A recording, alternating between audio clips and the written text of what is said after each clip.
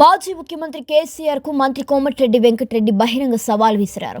రానున్న అసెంబ్లీ సమావేశాలకు కేసీఆర్ తప్పకుండా హాజరు కావాలని, గతంలో కాళేశ్వరం ప్రాజెక్టులో ఎంత అవినీతి జరిగిందో సభలో వివరంగా వెల్లడిస్తామని మంత్రి కోమటిరెడ్డి వెంకటరెడ్డి హెచ్చరించారు. అలాగే ప్రస్తుత ప్రభుత్వం ప్రవేశపెట్టిన సంక్షేమ కార్యక్రమాలు ప్రజలకు ఏ విధంగా ఉపయోగపడుతున్నాయో సభలో స్పష్టంగా వివరిస్తామన్నారు. యాదాద్రి జిల్లా వలిగొండ మండల కేంద్రంలో వలిగొండ నుంచి మోటకొండూరు మండలం కాటేపల్లి వరకు నిర్మించిన R&B నూతన డబుల్ రోడ్డును ప్రారంభించిన అనంతరం మంత్రి కోమటిరెడ్డి వెంకటరెడ్డి వ్యాఖ్యలు చేశారు.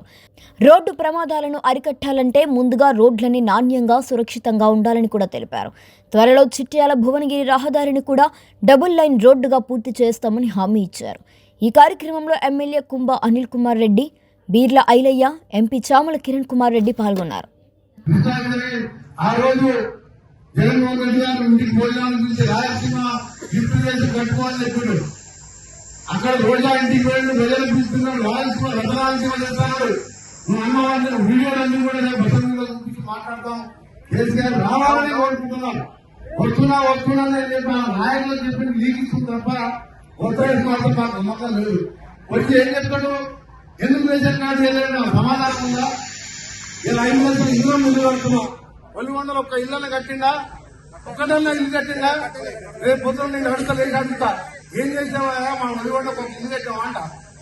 ఏడ కట్టుకుంటున్న ముఖం రేషన్ కార్డు ఇవ్వలే, ఏది ఇవ్వలేదు, ఒక ప్రాజెక్ట్ కట్టలేదు, ఒక మూసి కాలు క్లీన్ చేయాలని దీని ఎమ్మెల్యే గారు, ఎంపీ గారు మేమందరం కూడా మా మూసి దరిద్రం పోతే, కప్పు వాసన పోతే, మా రోగాలు పోతే దాన్ని అడ్డం పడతాడు. అందుకనే కనీసం మూసి క్లీన్ చేయాలని ఆలోచన కూడా లేదు ఆయనకు. ఇవన్నీ చేసినాం. మళ్ళొక్కసారి కాంగ్రెస్ ఆవిర్భావ దినోత్సవం సందర్భంగా తెలంగాణలోని ప్రతి కాంగ్రెస్ పార్టీ కార్యకర్తలకు మీ అందరి శుభాకాంక్షలతో పాటు కలిసికట్టుగా రాబోయే ఏ ఎన్నికలున్నా సరే, ఎన్నికలు లేకపోయినా సరే, తెలంగాణ ఇచ్చిన పార్టీగా కాంగ్రెస్ పార్టీ సోనియా గాంధీ ఎవరు చేయని సాహసం చేసి ఆ తెలంగాణ ఇచ్చింది. మన పేదోళ్ళం బాగుపడాలి. చివరిగా ఒకటే చెప్తున్నా, ఇప్పుడే మా సోదరుడు చెప్పింది కిరణ్, మహాత్మా గాంధీ ఎమ్మెల్యే మహాత్మా గాంధీ ఉపాధి హామీ అంటే ఇవాళ అదొక ఏదో ఆశామాజీ గవర్నమెంట్ తీయగా కాదు.